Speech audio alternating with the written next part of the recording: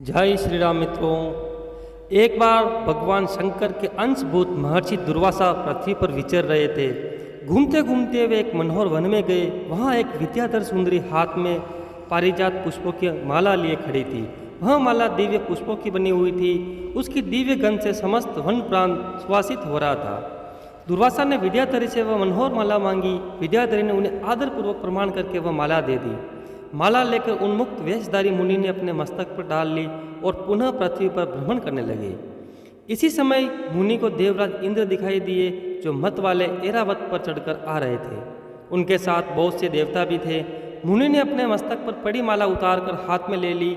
उसके ऊपर भोरे गुंजार कर रहे थे। जब देवराज समीप आए तो दुर्वासा ने पागलों की तरह वह माला उनके ऊपर फेंक दी। देवराज ने उसे ऐरावत के मस्तक पर डाल दिया। ऐरावत ने उसकी तीव्र गंध से आकर्षित हो सूंड से माला उतार ली और सूंघ कर पृथ्वी पर फेंक दी। यह देख दुर्वासा क्रोध से जल उठे और देवराज इंद्र से इस प्रकार बोले, अरे ओ इंद्र, ऐश्वर्य के घमंड से तेरा हृदय दूषित हो गया है। तुझ पर जड़ता छा रही है।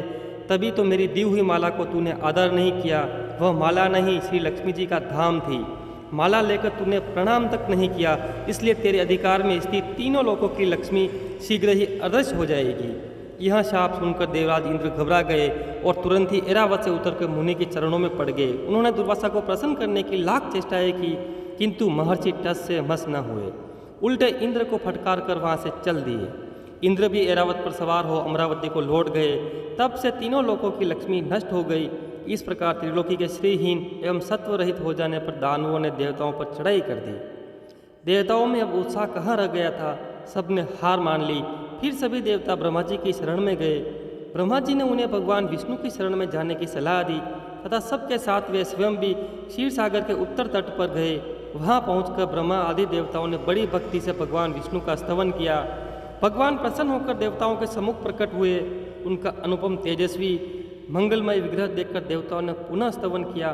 तत्पश्चात भगवान ने उन्हें क्षीर सागर को मथने की सलाह दी और कहा, इससे अमृत प्रकट होगा। इसके पान करने से तुम सब लोग अजर अमर हो जाओगे। किंतु यह कार्य है बहुत दुष्कर, अतः तुम्हें देवताओं को भी अपना साथी बना लेना चाहिए। मैं तो तुम्हारी सहायता करूंगा ही। भगवान की आज्ञा पाकर देवगण दैत्यों से संधि करके अमृत प्राप्ति के लिए प्रयास करने लगे। वे भांति भांति की औषधियाँ लाए और उन्हें क्षीर सागर में छोड़ दिया। फिर मंदराचल पर्वत को मथानी और वासुकी नागराजा को नेति रस्सी बनाकर बड़े वेग से समुद्र मंथन का कार्य आरंभ किया। भगवान ने वासुकी की पूंछ की ओर देवताओं को और मुख की ओर दैत्यों को लगा दिया।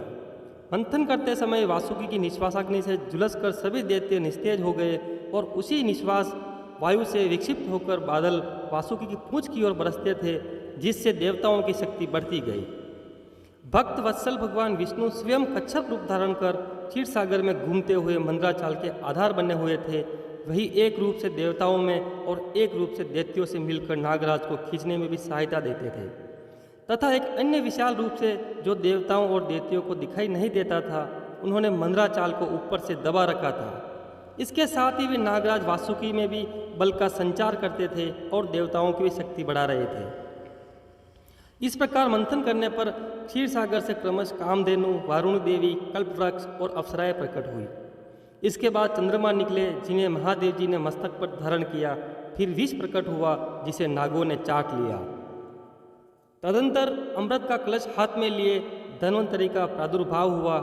इससे देवताओं और दानवों को भी बड़ी प्रसन्नता हुई। सबके अंत में क्षीर सागर से भगवती लक्ष्मी देवी प्रकट हुई। वे खिले हुए कमल के आसन पर विराजमान थी। उनके अंगों की दिव्य कांति सब और प्रकाशित हो रही थी। उनके हाथ में कमल शोभा पा रहा था। उनका दर्शन कर देवता और महर्षिगण प्रसन्न हो गए। उन्होंने वैदिक श्री सूक्त का पाठ करके लक्ष्मी देवी का स्तवन करके दिव्य वस्त्राभूषण अर्पित किए। वे उन दिव्य वस्त्राभूषणों से विभूषित होकर सबके देखते देखते अपने सनातन स्वामी श्री हरि विष्णु भगवान के वक्षस्थल में चली गई। भगवान को लक्ष्मी जी के साथ देखकर देवता प्रसन्न हो गए। दैत्यों को बड़ी निराशा हुई।